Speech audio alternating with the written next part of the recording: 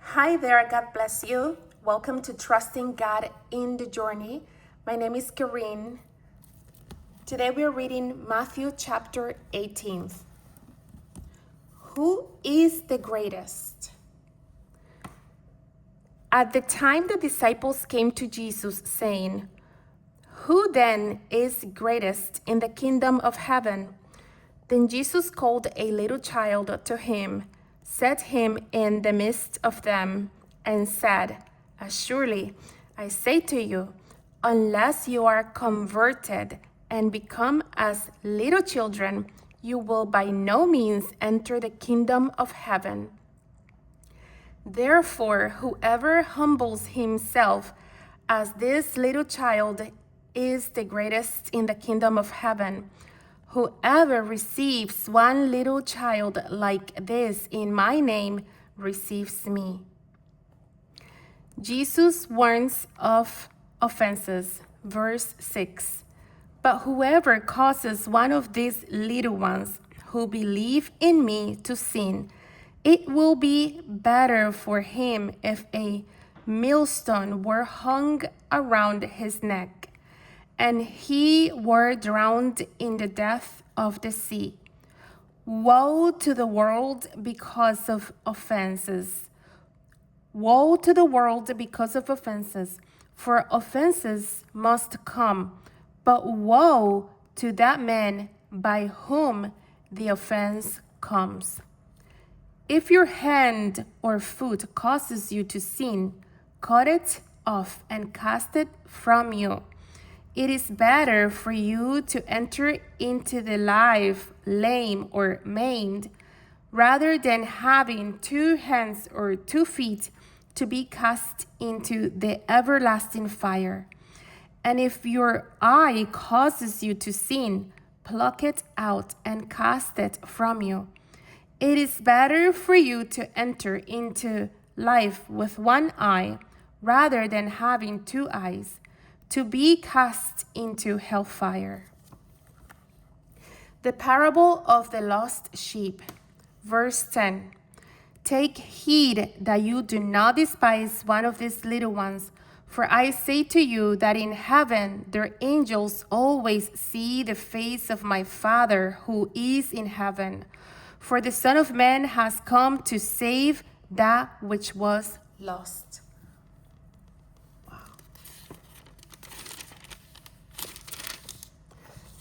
Verse 12. What do you think? What do you think if a man has 100 sheep and one of them goes astray?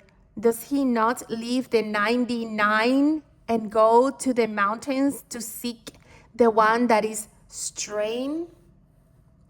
And if he shall find it, surely I say to you, he rejoices more over that sheep than over the 99 that did not go astray.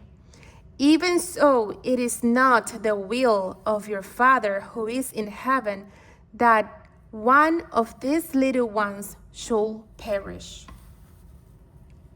Dealing with a sinning brother. Verse 15. "Moreover, if your brother sins against you, go and tell him his fault between you and him alone. If he hears you, you have gained your brother. But if he will not hear, take with you 1 or 2 more, that by the mouth of 2 or 3 witnesses every word may be established. And if he refuses to hear them, tell it to the church. But if he refuses even to hear the church, let him be to you like a heathen and a tax collector. Surely I say to you, whatever you bind on earth will be bound in heaven, and whatever you loose on earth will be loosed in heaven. Again, I say to you that if 2 of you agree on earth concerning anything that they ask, it will be done for them by my Father in heaven. For where 2 or 3 are gathered together in my name, I am there in the midst of them.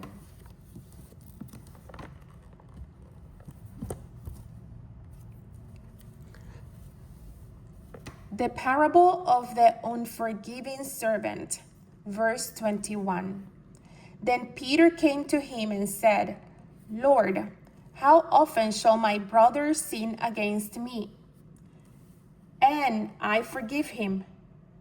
Up to 7 times?